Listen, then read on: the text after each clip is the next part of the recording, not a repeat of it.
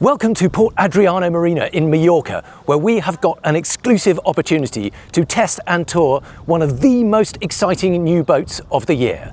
This is the new SAY Carbon 52.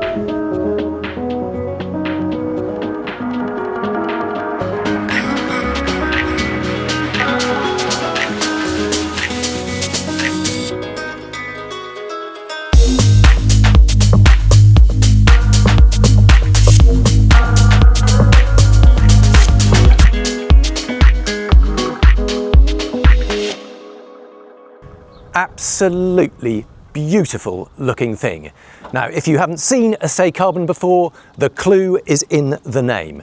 They build their boats exclusively out of carbon fibre, and it makes them extraordinarily light and strong. This entire 52-foot boat weighs just 7.5 tons, or in fact this particular one is just over 8 tons because it has the diesel engines. That makes it extraordinarily quick and fuel efficient, and we are going to demonstrate that with a real live test.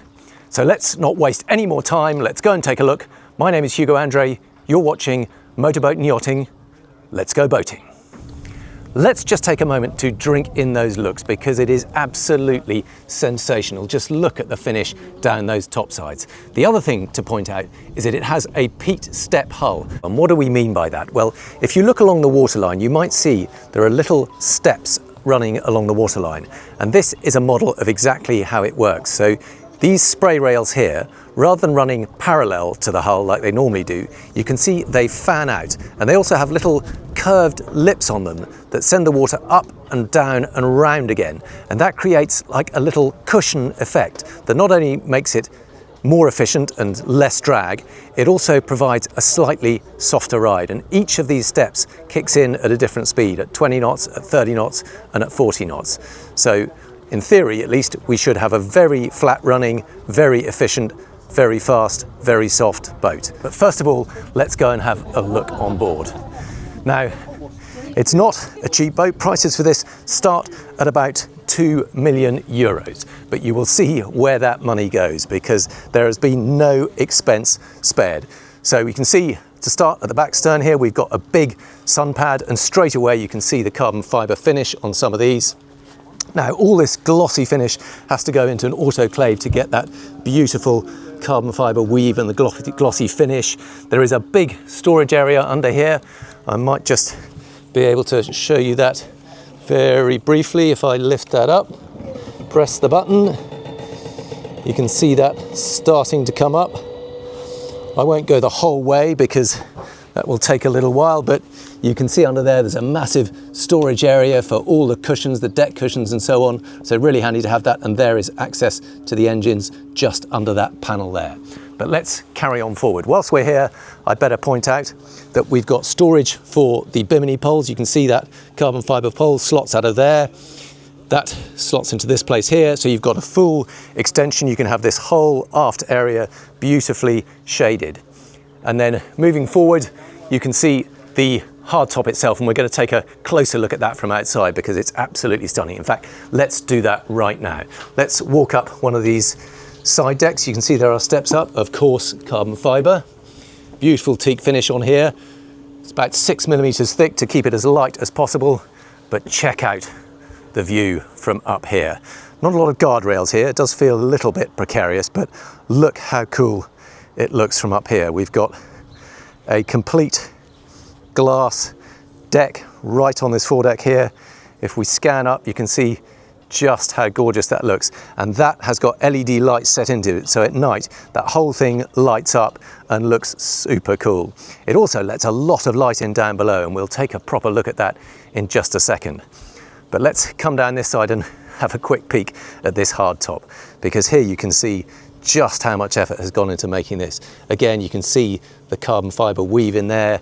You've got plexiglass in the roof here because that's a little bit lighter than real glass, and once again you've got LED lighting on it. But you can see it comes all the way out to the side of the boat, so it gives complete shading underneath. We've got the SAY logo etched into that band across the top, and even the radar and the scanner and the GPS receiver all in black. Now, of course, this is still a boat for having a cool time at anchor. So we've got a lovely big seating area here.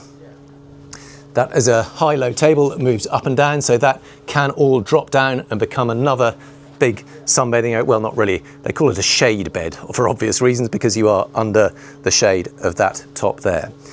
I also like the fact that we've got teak running up the sides here, so in the kind of cockpit coamings. There is in fact storage behind there. You can see that pops out and folds forward, and then you've got storage behind each of those side bits. But it looks a little bit like it's a folding side deck. It's not, it's just an integral part of the whole styling, but it does look very cool. Now we've got carbon fibre on the table here, we've got an ice bucket, we've got drinks holders, and then quite a big outdoor galley area here. So here you can see, once again, all carbon fibre to keep the weight as low as possible. If I pop that up, I'm not sure if I can do that one-handed. Let's just try, there we go. We've got a sink under here, there is a little prop there. So we've got a sink, we've got a grill, we've got storage under here. We've got two separate fridges, one there, one there. Oh, we've even got the Easter bunnies in there. We've got a sink in there with a tap and drainage. So even though it is super light and super racy, and we'll talk a little bit about performance in a minute, they have got all the amenities on board, but look how thin that is. I can't tell you how light that feels. You might just get a view of just how narrow that is. But even though it's thin, it's really, really tough. Now, we'll have a quick look at the helm. We've got storage in all kinds of unusual places. So behind here, for instance, I might just see if I can pop one of those open. You can see we've got drawers that pop out from under here. Again, all carbon fibre in there. Look at the finish on that. Now, inside, it doesn't have the glossy finish, and the hull itself doesn't have to go into an autoclave, but where it looks glossy, that's where it has to be effectively baked in an oven to give that astonishingly glossy finish. Now, there's a lot of styling cues taken from the supercar world. Just take a look at those seats, for instance. Again, all carbon fibre, very supportive, quite minimalistic, all on electronic controls. If you have a look here, we've got controls for up, down, sideways, up, backwards, forwards, etc. So full control electronic seats, a sort of racing style wheel.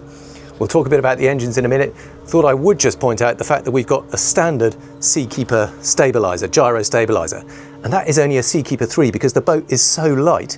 That is all you need. More storage down there, big speakers in there, more speakers in that hardtop support. And let's just take a quick look at that hardtop support so you can see what it looks like from down here. You can see the sun shining through these panels. This is in fact going to be Alcantara on the finished one. We've just got a kind of temporary felt finish on there for the moment. And then moving forward, we have access down into the interior. Once again, a sliding carbon fibre door.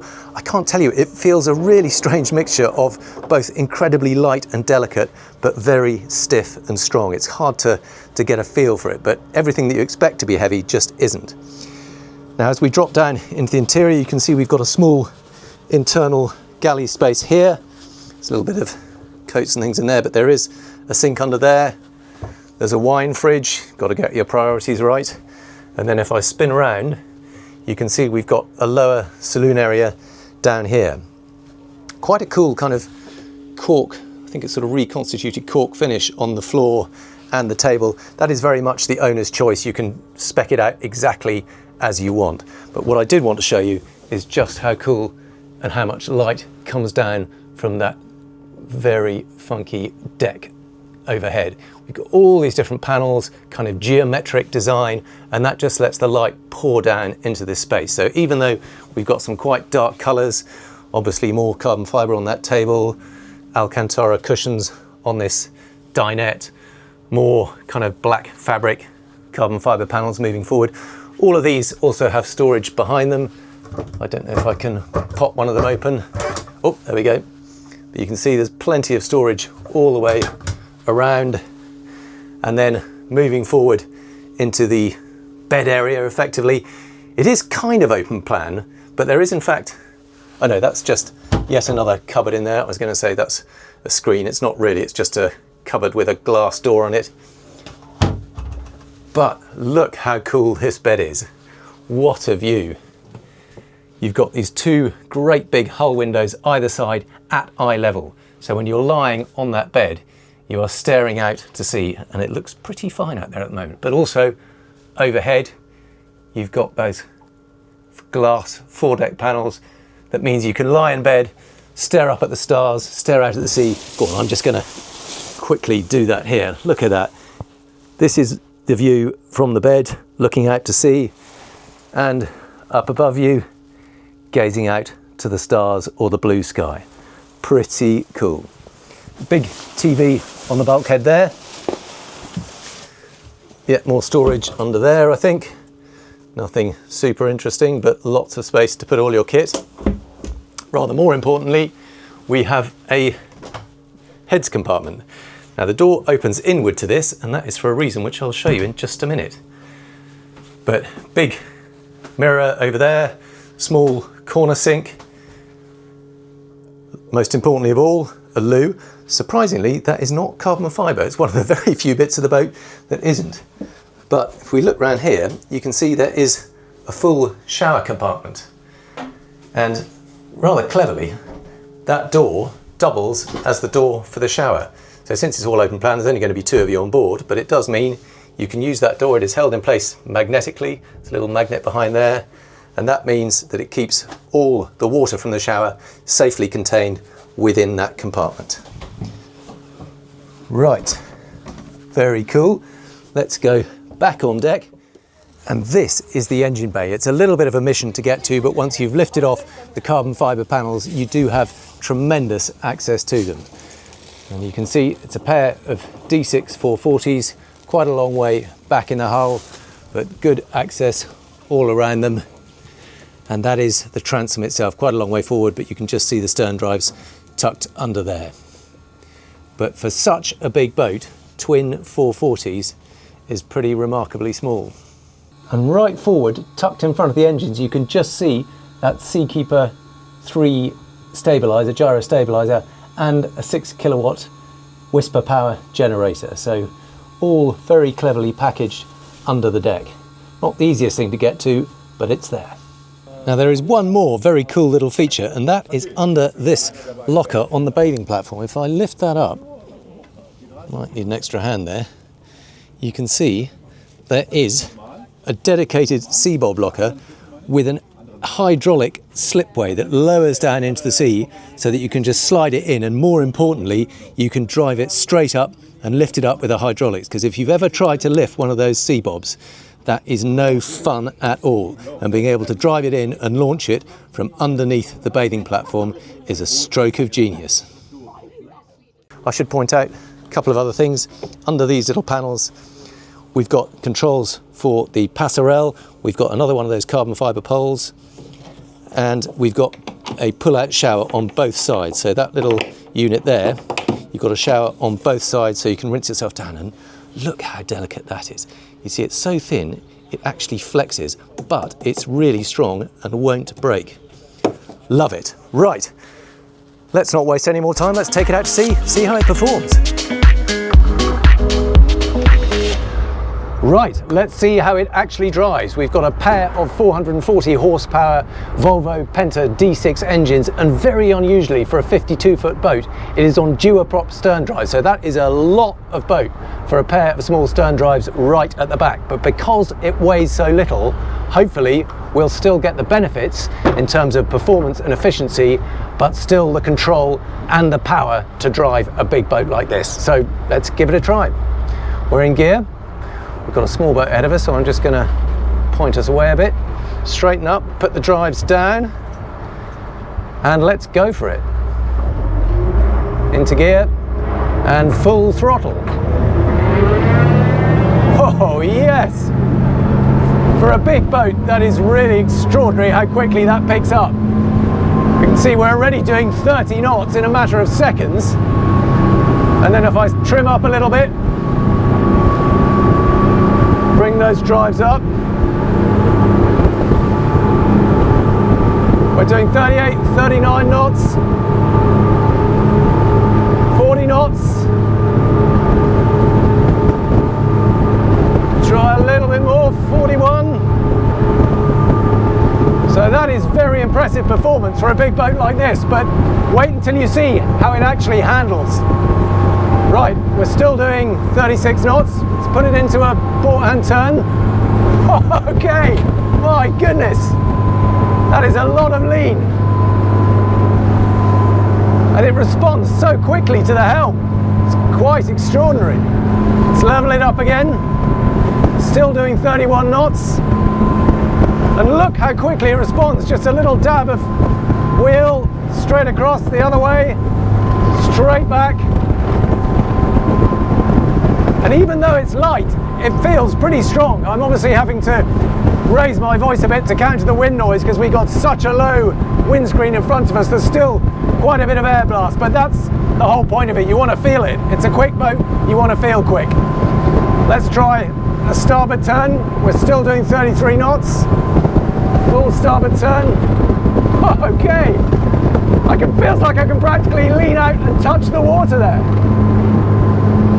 That is really quite something. But it's not just about performance, it's also about efficiency. So let me just ease back a little bit. Let's take it down to 25 knots, maybe a little bit slower even.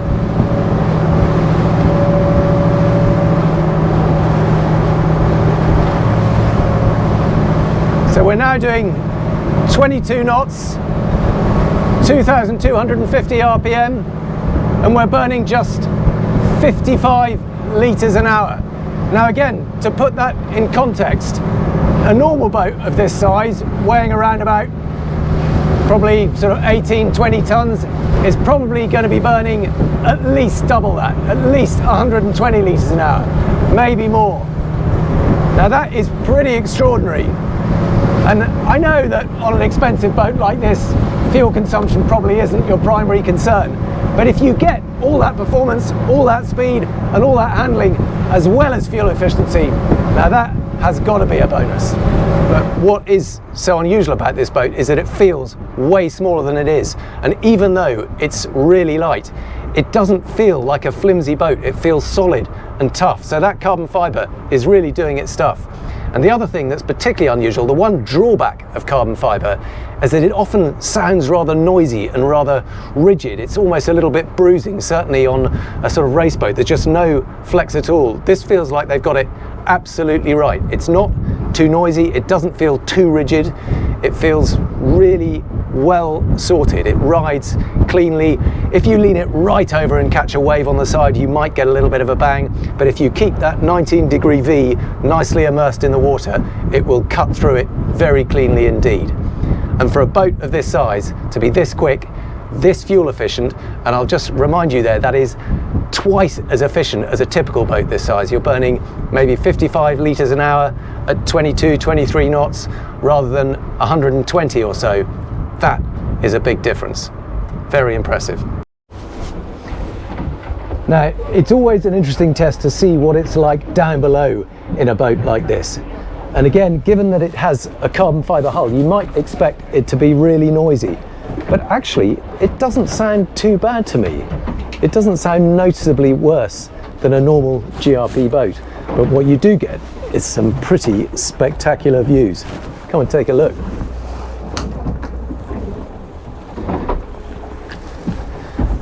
Just check what it looks like from down here or over there.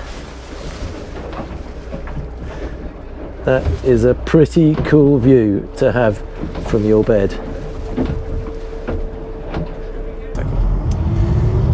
So because we've got stern drives, that's a lot of boat to control, but to try and make that a little bit easier, we have got joystick control for the two stern drives as well as a bow thruster over here. So you can see as we're coming into port here, I can just nudge it forward on the joystick and then give a little bit of a twist to bring the bow round, or the other way if we've gone a bit too far, and I can nudge it across that way. So it makes the whole thing that much easier to control. Now, I have to say, it is a lot of boat, and certainly trying to put it through the wind, it's just too much height, too much wind to push the bow through the wind using the joystick alone. But that's where you have got the bow thruster when you need it. But overall, it does just make a big stern drive boat like this more controllable than might otherwise be the case. Well, what have we learned about the SAY Carbon 52? A lot. When I first drove the 42, the smaller model, a while back, I admired it more than I wanted it. This, to me, is a boat that I would really like to have. Not just because it's such a cool looking thing, but it's a more rounded boat. You've got the option to have diesel power, and that means you get the inherent efficiency and the wider availability of diesel, plus the performance and the handling, and crucially, that fuel efficiency. It really is twice as fuel efficient and less than half the weight. And you also get really strong performance of 40 plus knots from those twin D6 engines.